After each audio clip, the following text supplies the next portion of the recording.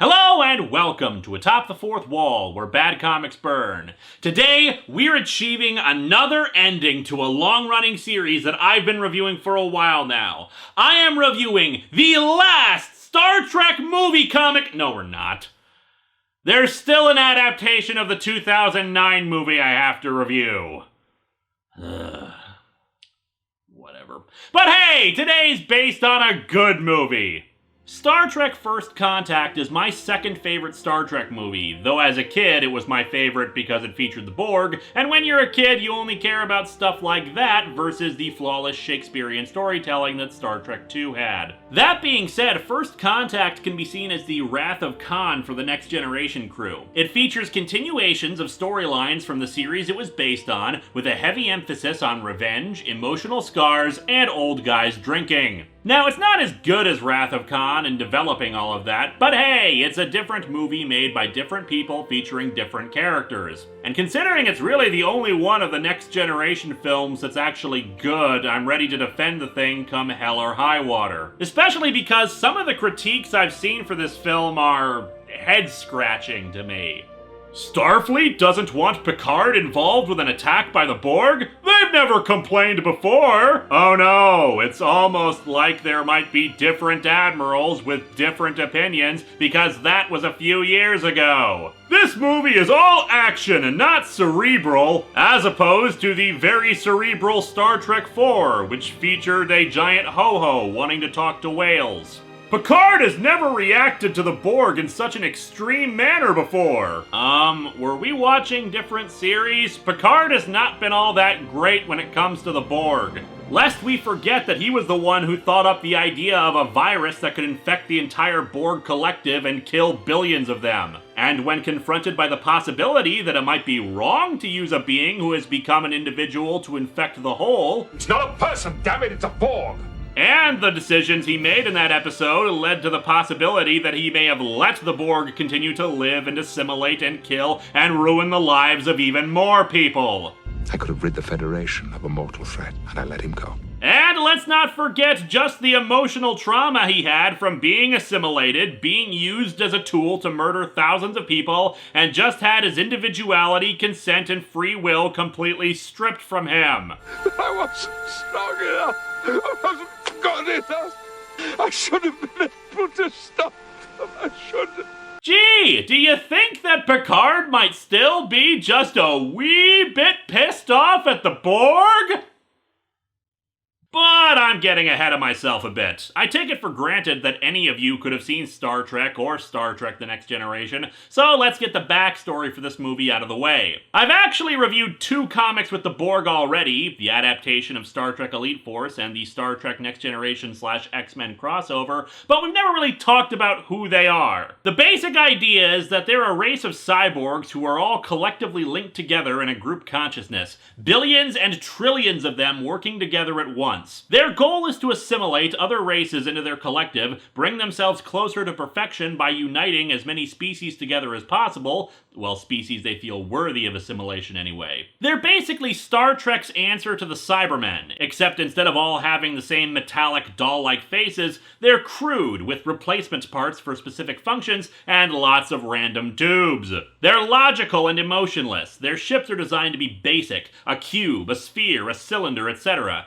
decentralized and subsequently more difficult to damage. A single cube was able to destroy 39 starships in a single battle. The collective intellects of all of them are able to analyze a threat and adapt to it. You fire a weapon at, say, 3 of them, and by the time you shoot the third one, they've figured out a way to keep the weapon from hurting them anymore. Quite possibly the best episode of Star Trek The Next Generation is a two-parter called The Best of Both Worlds, where the assimilation idea was first brought forth about them. Whatever method they used to assimilate previously, that changed in this episode. When they decided to go after humanity, they figured that the best approach would be to kidnap Picard, assimilate and rename him Locutus, Latin for or one who speaks, and use him as a figurehead to make humanity surrender and join them without resistance. Of course, the Enterprise eventually saved the day, but the amount of tension and fear generated about the Borg created the mystique about them and helped explain why they were chosen to be the main villains of a Star Trek movie. So let's dig into Star Trek First Contact and see if the adaptation will do right by the film.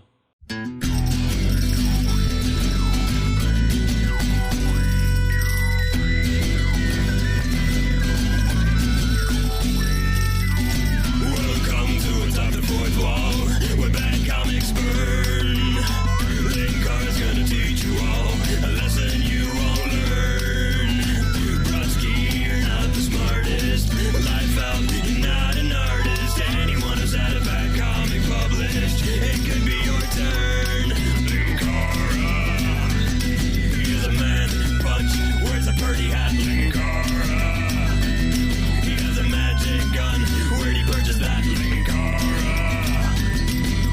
coins, robots, Amazons and trucks. Linkara, this comic sucks. Linkara.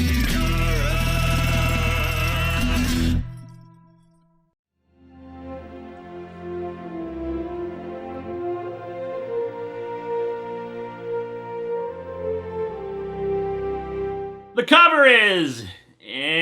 Why is it that Star Trek The Motion Picture had the best covers? That thing wasn't even supposed to originally be a three-parter. It was made for an issue of Marvel Super Special, and yet it had the most interesting comic covers of all of these things. Hell, this cover feels like it's upside down. We've got our main villain, the Borg Queen, yeah, I'll get to her later, standing over a sphere, looking imposing and evil, a Borg cube, two drones on either side, dark tubes in the background, and the Enterprise E flying over them in space. Shouldn't the Queen be standing over the Enterprise, all ominous and crap? We open with a scene set during the aforementioned Best of Both Worlds, with Picard on the Borg ship. He was transported back to his worst nightmares. Oh, no, Wesley, get off the bridge. Ah, more children! Picard wakes up from the nightmare and goes to check himself out in the mirror, but uh-oh! That was a bad exfoliating cream he used! He wakes up for real this time to get contacted by Starfleet to inform him that, indeed, the Borg are coming again. And thus we get our first look at the Enterprise E. Not as iconic a ship as the original Enterprise or the big-ass saucer of the Enterprise D, but it's still pretty damn spiffy. And just to nerd out for a second, they screwed up the Bussard collectors on the toy of it and... wait, this is the toy version from Insurrection. It's got the correct Bussard collectors. Still probably the only good thing to come out of Insurrection. Seriously though, the Enterprise E toy from First Contact, what the hell? Anyway, time for a meeting with the senior staff. How many ships? 1. That seems like a pretty small number to fight the Borg, isn't it? Well, they figured out that one ship usually ends up defeating the Borg anyway, so why waste the others? No, he means there's one Borg ship on its way to Earth. Unfortunately for them, Picard informs them that they're not going. Our orders are to patrol the neutral zone, in case the Romulans try to take advantage of the situation. The Romulans? That's ridiculous, Captain. They're never gonna make a movie with the Romulans as the bad guys. So yeah, everyone's pretty pissed about them not going, but Picard says their orders stand. Later, Riker is talking with Picard in private and asks for more details. Let's just say that Starfleet has every confidence in the Enterprise and her crew, but they're not so sure about its captain. And simply having you take command would be ridiculous, number one. I mean, when have you ever had to command the ship against the Borg? They believe that a man who was once captured by the Borg and assimilated should not be put in a situation where he would face them again. It might introduce an unstable element. You never know what I might do, number one. I could very well just hail the Borg and drop my pants and moon them. They get word that the battle has begun, and they quickly listen in on the communications from it. Lower your shields and surrender your ships. We will add your biological and technological distinctiveness to our own. Your culture will adapt to service us. Are we sure this is the Borg and not just Comcast? Upon hearing more of their ships getting destroyed fairly quickly, Picard orders them to head out. We cut over to the battle, probably around 3 hours later, since that's how far away they said they were at the meeting. And another thing we're missing is the awesome shot of the Borg cube sweeping over the camera, and then Earth. Seriously, the cinematographer for this movie deserved a friggin' Oscar. You wanna know how bullcrap the Oscars are when it comes to science fiction? The movie was nominated for 1 in Best Makeup, and it lost to the Nutty Professor! And before anyone assumes that I'm saying that to play up the superiority of comic books to movies, well, you haven't watched this show for very long, have you? At the battle, we see the USS Defiant, a ship expressly built to fight the Borg. Now, before you say that the Defiant is doing badly in that regard, remember, this battle's been going on for a while, and it's still kicking. It's a tough little ship. Little. Worf is in command of it, since the Defiant is from the series Deep Space Nine, and Worf had joined the cast there at the beginning of the 4th season. The ship's power is dead, and they've exhausted their weapon systems, so Worf decides to ram the cube. Fortunately for him, the Enterprise arrives to help save the day. Bridge to Transporter Room 3. Beam the Defiant survivors aboard. I sense a main character over there. We've got to save him! The vessel in charge of the fleet is destroyed, so Picard orders all the other ships to fall under his command, since he has a plan. Apparently, being linked to the Collective has left a kind of residual telepathic link with them. It's not shown in this scene in the comic, which will make several scenes later on very confusing. But it's in the movie, so I feel I should explain what happens here. Picard's link with them allows him to see a weakness in the cube that all the other ships have overlooked because it's not a vital sector, and he orders them to fire on it. I mean, it has to be the telepathic link that told him this, otherwise he waited until this exact second to tell the fleet, "Hey, hit their weak point here for massive damage." Which, admittedly, would be kind of a bitter, childish revenge on his part for being told to go and loiter around the Romulan border. The cube is destroyed, but it launches out an escape vessel, a sphere. The Enterprise goes in pursuit of it, while the rest of the fleet probably needs a vacation after a 3-hour battle. Or, given my theory about Starfleet only having 2 ships active at any given time, maybe everything else was just orbital weapons platforms, and it was only the Defiant and the Enterprise who were actually ships. Worf comes to the bridge to rejoin the crew and reassure DS9 fans that the Defiant will be back up and running. "We could use some help at Tactical. We never replaced your job there because we could never find anybody who was as much of a rag doll as you were on the series. You do remember how to fire phasers? I don't know. Do I use this finger for it? It's the green button, right?" That was not in the movie. Worf just kinda glared at Riker originally.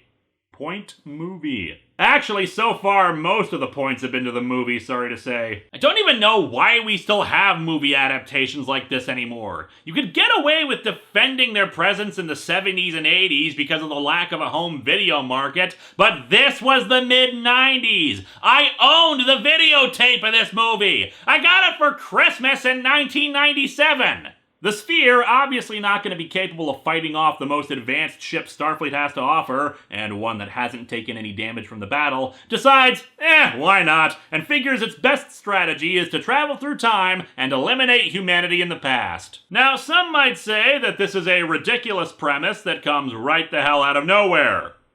And it is. But I don't care because this movie rocks. Also, this could have been a hell of a lot worse. The initial ideas for the screenplay were for calling it Star Trek Renaissance and having the Borg invading Earth at the beginning of the Renaissance period, and featured like sword fights against the Borg, a medieval castle being transformed by them, and Data becoming an apprentice of Leonardo da Vinci. Which, admittedly, sounds like an awesome premise for a Doctor Who episode, not Star Trek. The Enterprise is caught in the wake of the Sphere's time travel, which protects them from changes the Borg made in the timeline. They spot an Earth that's been completely assimilated and... wait a second. I know that image. That's the rust-covered Earth from last week! You know, the one I mistakenly said was showing North America because the cloud cover made the bottom of Africa look kinda like the USA. And why is it that I have storage space in my brain for inane Star Trek trivia, but none devoted to geography? They arrive in orbit on April 4th, 2063. Yeah, in a rarely seen time travel twist, we're still traveling from the future to the future. In this case, it's several years after the end of World War III. And here we meet Zefram Cochrane, who is drinking because somebody named him Zefram of all things, and he's with Lily, his co-pilot for a flight he'll be conducting the next day. Specifically, he's going to fly a ship into orbit and engage warp drive. The first warp drive for humanity. This will attract the attention of an alien race who will make first contact with humanity, hence the title, and thus begin revolutionizing Earth's culture and technology. But the Borg have shown up and start firing at the shantytown where they're doing this. Lily runs off to the Phoenix, their warp ship, to secure it, thinking it's an attack by the Eastern Coalition, whoever the hell that is. But Cochrane is drunk and just runs like hell. Fortunately, the Enterprise manages to destroy the sphere before it can do any further damage, and they realize where they are. Picard takes an away team of most of the senior staff down to evaluate the problem. The Phoenix was converted from a nuclear missile, and I don't just mean in-universe either, they filmed with an actual Titan missile in the movie, and it's taken a bit of damage, leaking radiation. Fortunately, this is the future, so they'll be able to effect repairs, but first they have to deal with Lily, who is firing a machine gun at Data and Picard. Fortunately, Data is able to just walk right up to her and deal with her gun without taking any damage. Apparently at some point they decided to coat him with bulletproof material, since one time Troy shot an arrow into him and it actually pierced him. Lily falls unconscious from the radiation poisoning, and Dr. Crusher decides to take her back to the ship for treatment. Geordi assembles an engineering team to come down and repair the ship while they continue to search for Cochrane. Porter, you're in command here until I get back. Aye, sir. Take a look at the environmental controls. It's getting a little warm in here. Incidentally, Star Trek First Contact is also the name of this film's porno spoof. The engineering team on the ship discovers that the environmental control systems have been screwed around with, and they soon find themselves hearing lots of strange scritching and chirping noises. Over in sickbay, the same sounds begin to be heard. And we cut a bit out of the movie where Picard's Borg telepathy alerts him that the Borg are still alive and gets him to beam up to the ship. Here, he's just back on the ship for no reason, where Worf is about to send a security team to Deck 16 to figure out why they've lost contact with it. Picard realizes that the Borg beamed over before their sphere was destroyed and are now assimilating the ship. He gets Data to lock out the main computer. I will isolate the main computer with a fractal encryption code. You just know that the code is password. They'll never think of it. In sickbay, they revive Lily so they can move her and escape into the Jeffries tubes. However, in their rush to get out, Lily gets separated from them. Over to Picard, Data, and Worf, they're briefing everyone on their plan. Now, you might think it's stupid to take Data with them when he's the only one who can break the computer encryption, but consider the following. Data establishes later that the code can't be forcibly removed from him, and he can't be assimilated. In addition, Data is super strong and is a bit faster and smarter than the average bear. The Borg may be able to adapt to energy weapons, but it's kinda hard to adapt to a robot snapping you in half like a toothpick. In addition, their plan is to get to the warp core and puncture one of the plasma coolant tanks, which will flood the area with coolant that will liquefy organic material. The Borg may be enhanced by technology, but they still need their fleshy bits to operate. As such, you might want the guy who's immune to the plasma coolant to get in there and fix it once all the Borg are dead. Hell, you might want him to be the one to puncture the coolant tank anyway, since again, he'd be immune to it. SF Debris in his review of the film speculated that they should have just rigged up some plasma coolant to some kind of spray and then use it as a weapon that way, but I'm guessing any spare coolant they have was kept on the same deck as engineering, so it could be replaced easily if they needed to, and thus they don't have access to it. Me personally though, I know exactly what I would rig up that the Borg couldn't adapt to. Mac wants the flamethrower. Mac wants the what? That's what he said, now move! Think about it. Flamethrowers are relatively low-tech weapons. I'd imagine gasoline or a similar flammable material would be easier to manufacture for them. It still kills the fleshy bits, and they can't just turn on the sprinkler system, since the water will damage their technology.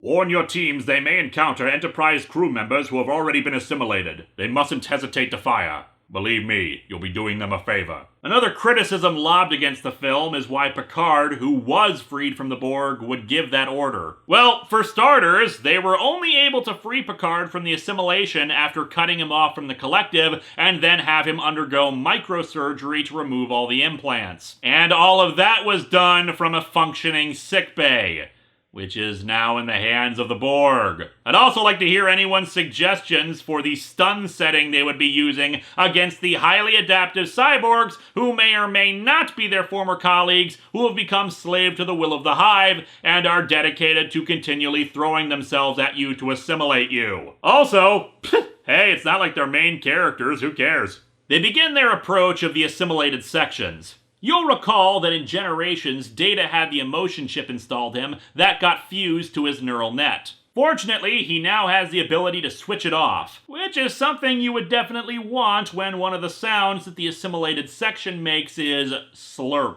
Worf and Picard are leading different teams that meet up outside engineering. It's a common thing for the Borg to ignore people until they're considered a threat, which you'd think they would be at this point, but whatever. They're not attacking them is the important part. All accounted for? Yes, and we found Dr. Crusher and her staff in a Jeffries tube. She felt pretty pissed off that that part of the movie was cut for the comic, as brief as it was. They head over to the manual release for the doors in engineering, but apparently the Borg fused it or something because Data rips it out, which gets all the Borg's attention. They retreat, but unfortunately Data is overwhelmed by about 4 Borg, despite this panel showing him lifting one into the air and snapping its neck. Maybe his super strength is on a meter like in a video game and he needs to recharge it. It is somewhat better than in the movie, where they grab him from under a door that he was conveniently standing in front of. The group retreats, with some red shirts getting assimilated while Picard ends up in a Jeffries tube. He's attacked by Lily, who steals his phaser and tells him to get her out of there. Data is taken to engineering, where he tells the Borg they're basically wasting their time by taking him, but surprisingly, a voice answers him, telling him that they've heard those words before, and they will get what they want. Back on Earth, Troy is making herself useful by getting drunk with Zefram Cochrane.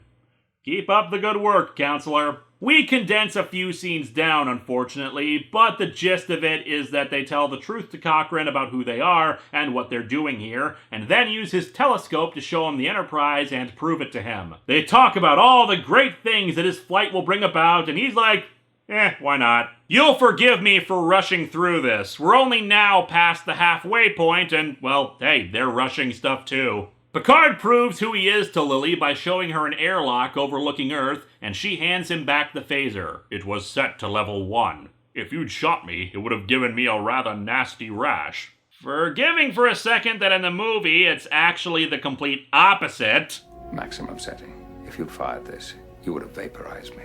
Why the hell is there a rash setting for your phaser? Back in engineering, we have our formal introduction to the Borg Queen, who has quite a showy intro of being lowered, shoulders and up, down into a body. The Borg Queen bothers people for obvious reasons, and I understand that. It was established many times in TNG that the Borg don't have a leader. The idea is that the collective consciousness doesn't require one, and makes less mistakes when you have trillions of minds working together like that. However, as she says, she brings order to chaos, which I think basically means she makes sure that the trillions of voices stay on task. I mean, think about it. You ever have a conversation with somebody that goes off on a gajillion tangents from the original thing you were talking about? Try doing that with trillions of conversations. Now, that doesn't excuse what they do with her later on in Voyager, but that's a different thing altogether. What I'd like to know is why the hell the Borg Queen has breasts. It's a simple question.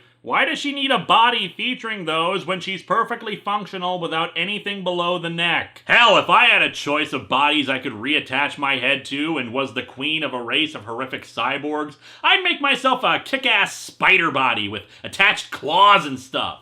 Why stick to the humanoid is all I'm saying.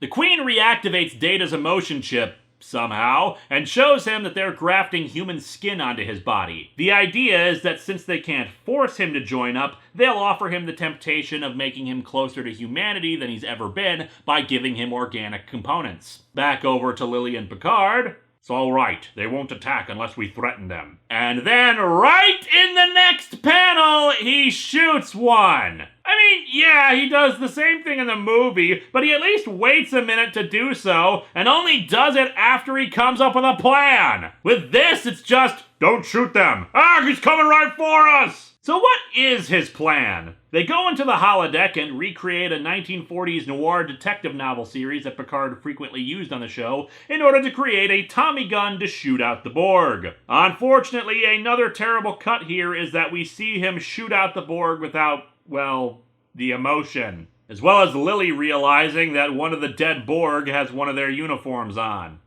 Yes, this was Ensign Lynch. Tough luck, huh?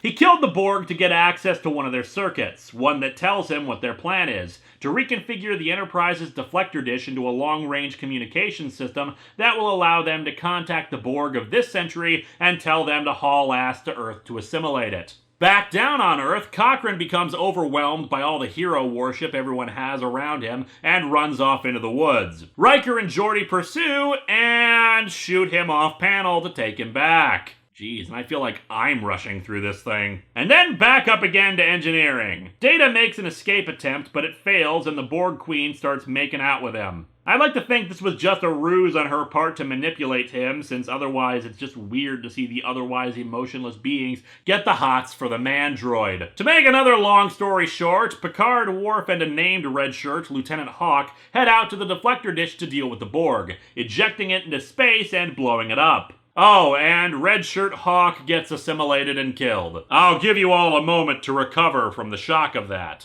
Assimilate this. You're fired. Back on the Phoenix, Zefram complains to Riker about how everyone has some weird ideas about him, but unfortunately this comic has not included any of those weird ideas aside from people praising him for inventing the warp engine. So really it's coming down to being whiny about people complimenting him. Someone once said, "Don't try to be a great man, just be a man.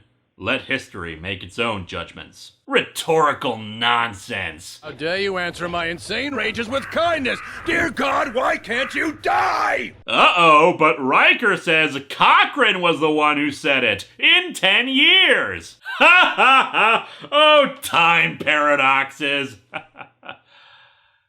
Seriously though, this is why you guys meet the X-Men when this movie is over with.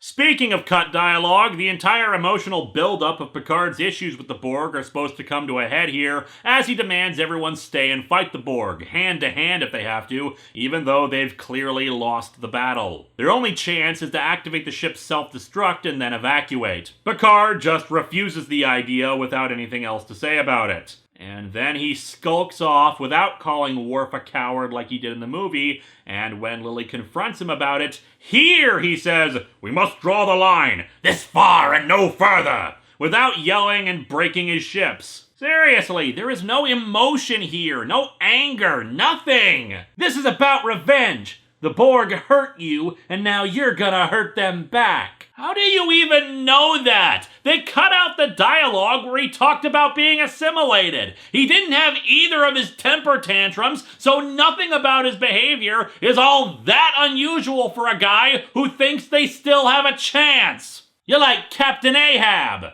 Have you read Moby Dick? Actually, no. Puh! Fake classic literature girl. And this convinces him to go ahead with blowing up the ship, while Riker, Geordi, and Cochrane take off in the Phoenix. And Cochrane puts in a rock and roll disc, despite this comic never establishing his love for Magic Carpet Ride. Twang to the twang! Let's rock! Somewhere, Batman punches a wall, and he doesn't know why. As the self-destruct sequence begins, Picard finally hears the Borg telepathic voice. For one line.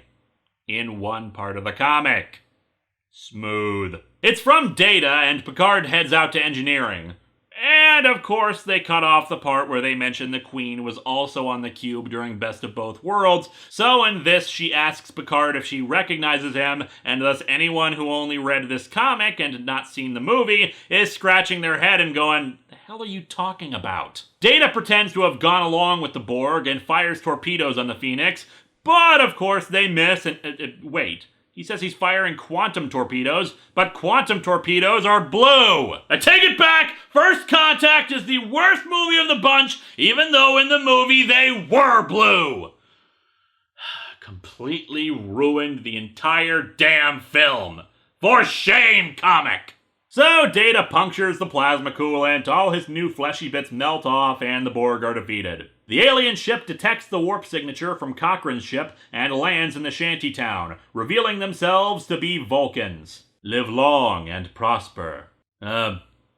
Thanks. May our meeting here lead to a mediocre prequel series. And so our comic ends with the Enterprise heading off to their crossover with the X-Men, and Cochrane introducing the Vulcans to the glory of twang-da-da-twang. And frankly, I could use some rock music right now because this comic sucks. Ugh, I mean, it hits all the plot points of the movie, but it cuts out all the emotion and character development from the film, the jokes aren't as well told, and it feels very rushed. The artwork is decent, but it's that same kind of decent where they only have the characters in one facial expression and they never vary it up. The human face is capable of multiple expressions, you know. That's more realistic than just everyone looking stoic. Still, gotta love the gray uniforms. Sometime we'll take a look at the 2009 movie adaptation, possibly even the Countdown miniseries that explains all the villains' backstory that wasn't in the film too. But in the meantime...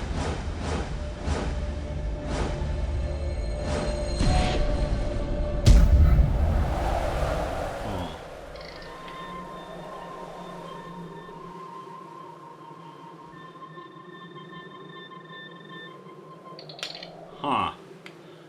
Something tells me this is going to lead to shenanigans. I'd better change clothes.